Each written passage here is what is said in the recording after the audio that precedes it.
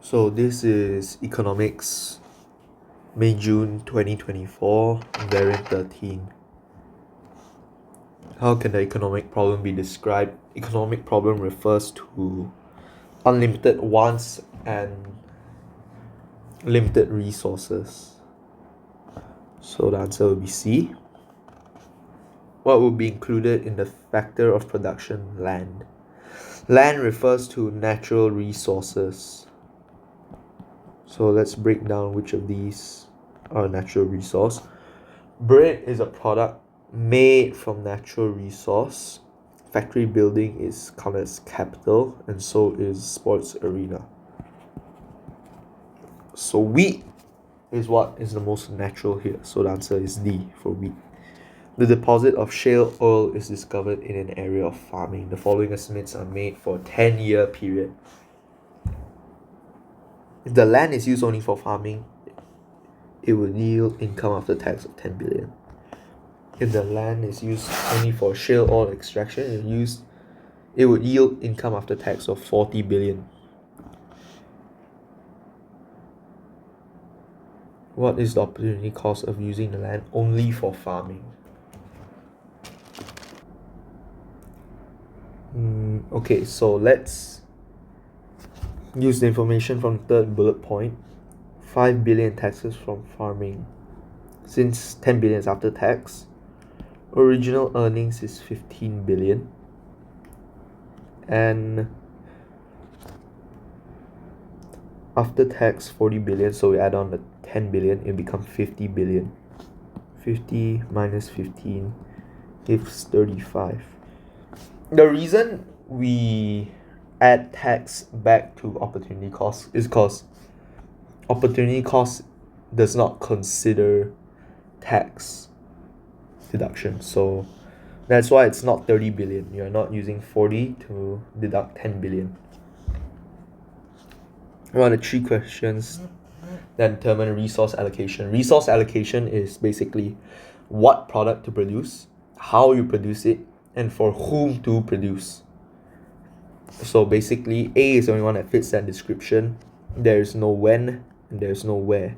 So B, C, and D are wrong. In the diagram, X represents original equilibrium in the labor market for engineers. Increase in the skills of engineers results in the increase of productivity. So supply increases. So we don't touch the demand, but we just increase supply from S1 to S3. Answer is an explosion in an important oil pipeline causes the world price of barrel oil to increase from 50 to 100. Before the explosion, the world demand for oil was 100 million barrels per day. The world PED for oil is negative 0.2. So PED, well, in PED, right, you can ignore the sign. So positive or negative, just ignore that. Just treat it as 0.2. So percentage change in price below percentage change demand.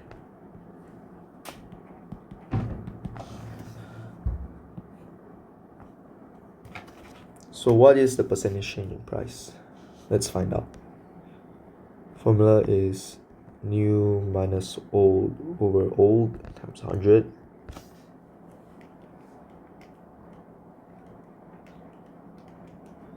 That's 100% change.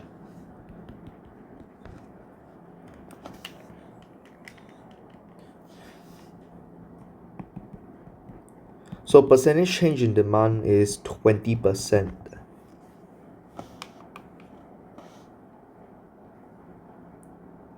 Since it's an increase, it will be a decrease. There will be a decrease in the demand. So 20% of 100 million is 20 million. So 100 million minus 20 million, you will get 80 million. What is included in the study of microeconomics? So microeconomics does not include inflation. This is macro. These economies of scale are included in microeconomics. Increasing unemployment is a macro factor, and budget deficit is macro factor. So A, C, and D are all macro, and B is micro. PS of a product is 1, price of this product is 10, and quantity supplied is 200. So this is almost the same as the PD question above. The formula is the same with percentage change in price below and percentage change in supply being above. So going along the formula, the percentage change in price was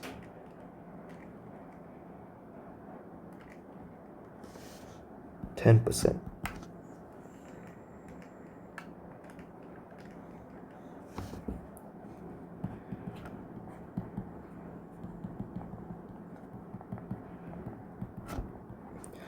So the percentage change in supply is also 10%. And since an increase in price will increase your supply, so 10% of 200 is 20, so 20 plus 200. Oh, we don't need to know the total increase, we just need to know that it increased by 20. Government wishes to reduce the harmful emissions from road transport. Which measure would be effective in helping to achieve this aim?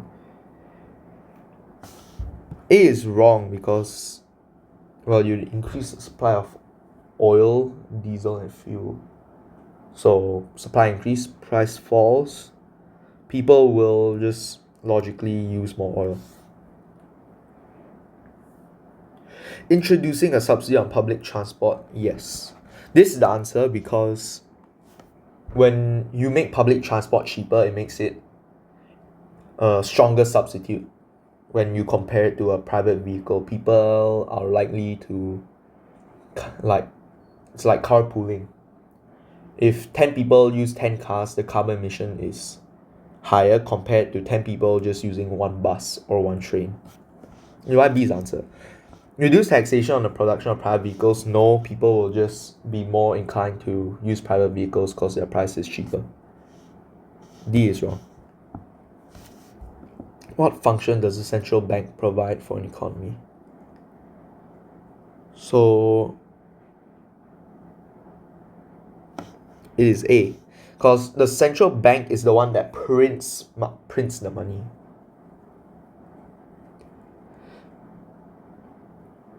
The rest are not solely central bank provided. They can be provided by normal smaller banks. Firm changes from producing individual pieces of wooden furniture by hand to a mechanized process using division of labor. This term, every time you see it, refers to specialization. Oops.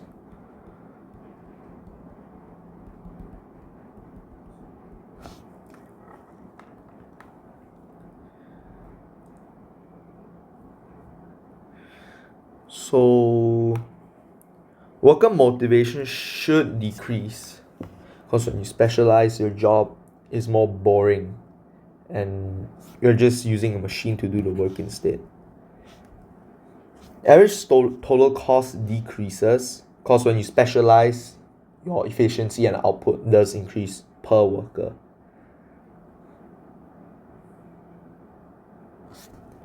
But this is the average cost per unit, right? But your total cost increases because you need to buy the capital to mechanize your process and potentially even pay for the training of your workers. So C is the likely answer. The definition of a trade union. So let's break them down. Group of countries is wrong. Trade unions are not between countries. Group of firms that negotiate by removing obstacles to trade.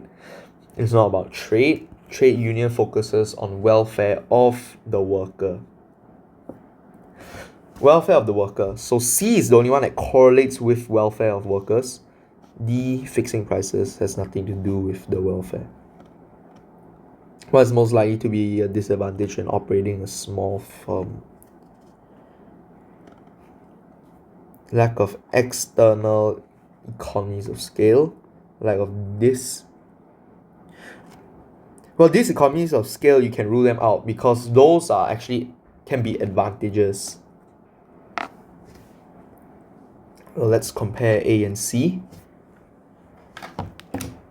A lack of external economies of scale does not harm the individual small firm because external economies of scale actually benefit an entire industry as a whole, including small firms. So A is wrong. And C, internal economies of scale refer to how the firm can take advantage of certain opportunities to save costs. But in smaller firms, they don't have this ability, such as they don't have the size to maybe store bulk materials, while a large firm can. So that's why C is the correct answer. Firm's output increased from Q1 to Q2. Okay, so D is wrong because if you draw it out, the output is actually decreasing. And achieved economies of scale. When you see achieved economies of scale, the economy of scale curve, the curve looks like a smiley face. Since economy of scale is good, you can think of it as being positive and being smiley face. So it is between A and B. So let's see which is correct.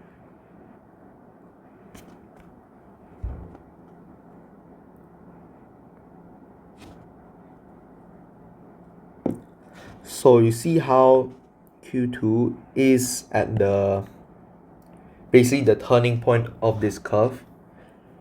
This is basically the economy of scale curve, whilst the increase from Q1 to Q2 in B actually does not show economies of scale, while A does. So A is the answer. A busy restaurant employs a large number of highly skilled chefs to individually prepare high quality meals. What's the advantage to a restaurant of this type of production? A is wrong because you need to pay higher wages. This actually hurts the restaurant more.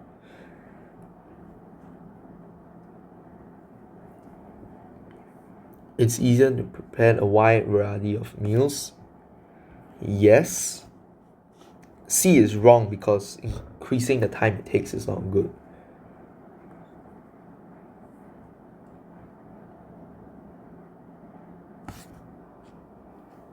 D is a bit tricky, but it's not really a positive because when the quality varies according to which chef, not every chef will be the same.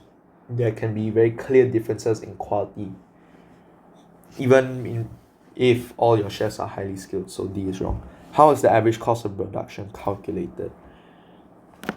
So the average cost of production formula is just B. So A, C, and D are wrong. Why might measures to reduce unemployment also make inflation rise? When you reduce unemployment, you could use a fiscal policy, expansionary fiscal. And when you do that, you create jobs. You're basically spending money on infrastructure to create jobs. So B is correct because it causes demand pull inflation from that. Because the creation of jobs to increase your AD. And if you see A, C, and D, right, they are reducing costs. And the reduction in costs reduces cost push inflation. 18. So basically the question is asking you which of these are merit goods. So let us calculate this.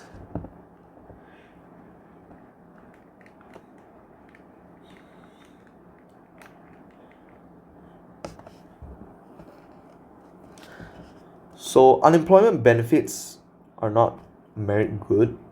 They encourage unemployment. National defense is a public good. It's not considered a merit good. While education and health both bring positive externalities. So if you add both of these up, you will get 18 point. Basically, you'll get C. So that's why C is the answer. What correctly explains the effect of monetary policy measures on macroeconomic aims? Higher exchange rate will make imports more expensive? No. Higher exchange rate will make imports cheaper. An increase in interest rates will encourage investment and lead to higher economic growth. The increase in interest rates actually, if you go along with monetary policy, increase in interest rates reduce AD because the cost of borrowing is higher, there will be less investments. B is wrong.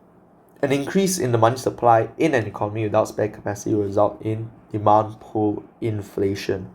This is correct. High interest rates result in less income from savings. No, high interest rates actually increase the income in savings.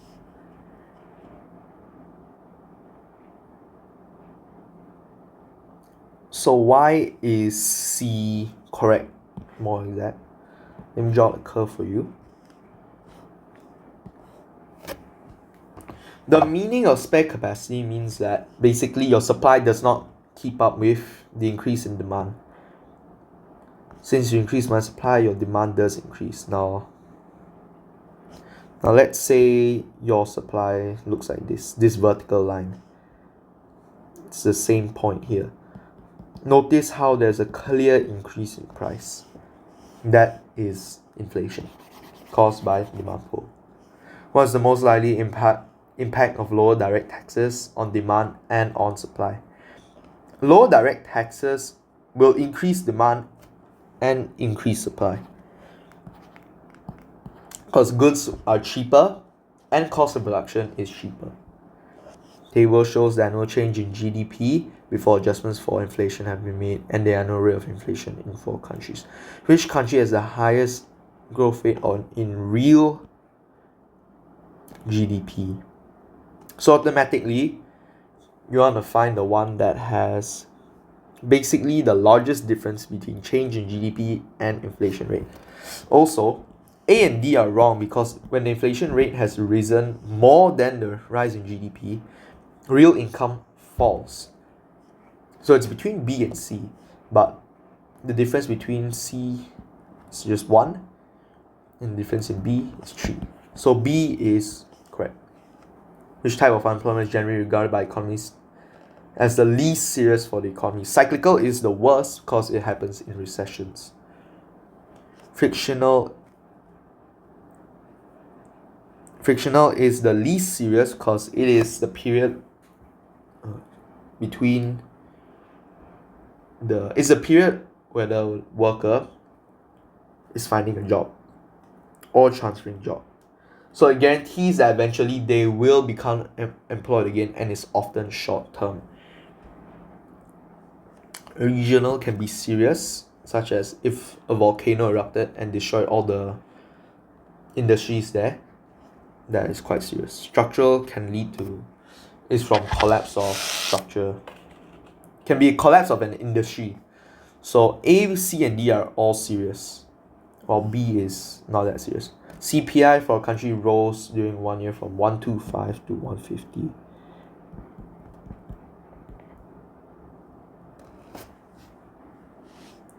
So this is just a typical percentage change question. 150 minus 125 divided 125 times 100. You will get 20%. A is the answer. What does the HDI indicate? HDI refers to living standards.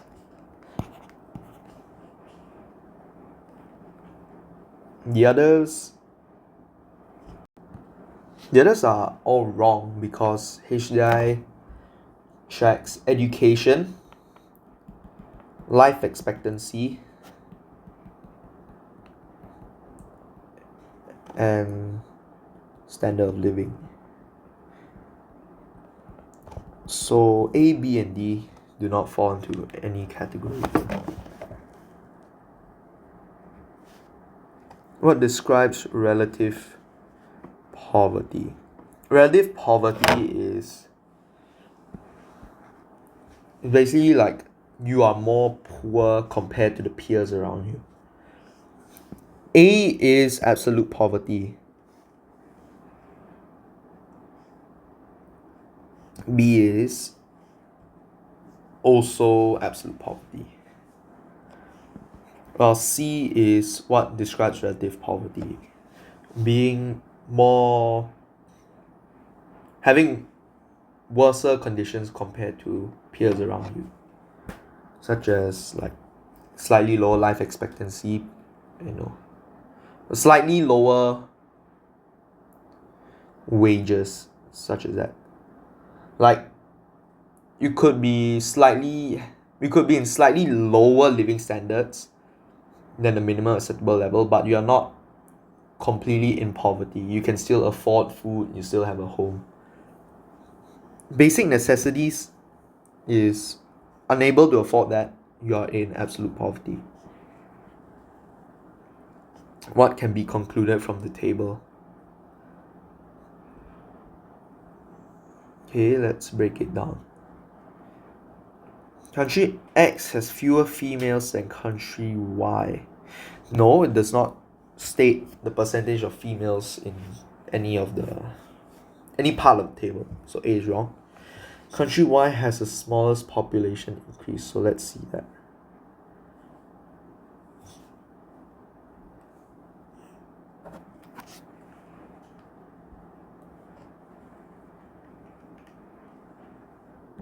So I went ahead and calculated everything to save time.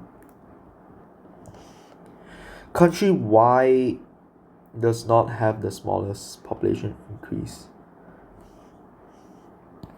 if you just follow the calculation. Country Y has the highest living standards. Let's see.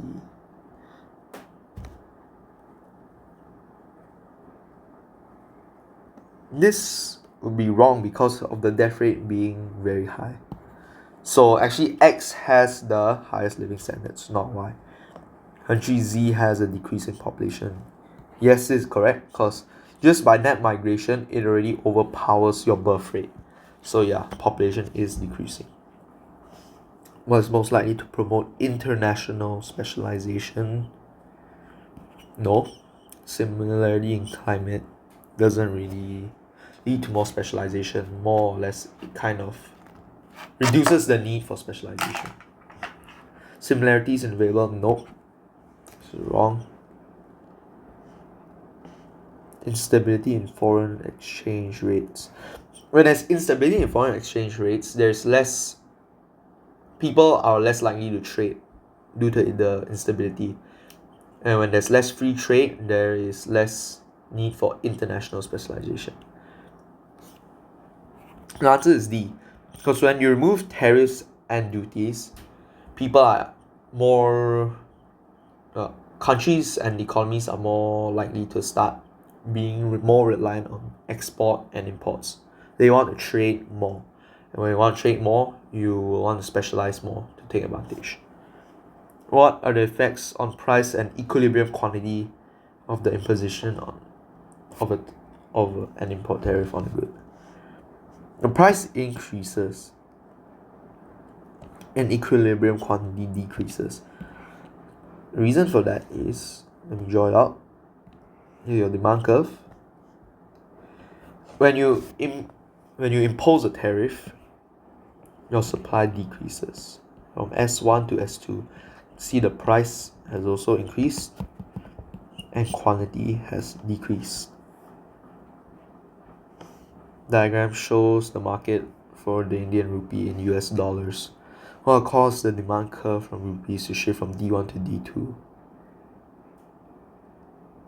No. Because when you have a fall in exports, people are going to demand the rupee less. So demand will fall. Fall in US inflation rate? No. Rise in FDI into India. When there's more foreign direct investment into India, people and investors are going to buy more rupee because they'll be investing in the rupee currency. That's why the demand does increase. So C is the answer. Rise in interest rates in US causes appreciation. This actually will make the rupee have less value relative to the US dollar. Diagram shows China's trade with Brazil over 2 years. What happened to China's trade balance with Brazil between year 1 and year 2? China's exports have increased, so have the imports. So it's moved from. Let's compare. In year one, there were more exports than imports. So in year 1 it was in surplus. Year 2, there are more imports than exports, so it went into a deficit. So D fits this description. Falling surplus is wrong because there are already more imports than exports. It's fully shifted into deficit. Rising deficit, wrong because year 1 it was in a surplus. And C is just completely wrong. So thank you for watching all the way to the end, and remember to like and subscribe so I can pay off my gambling fees. Thank you.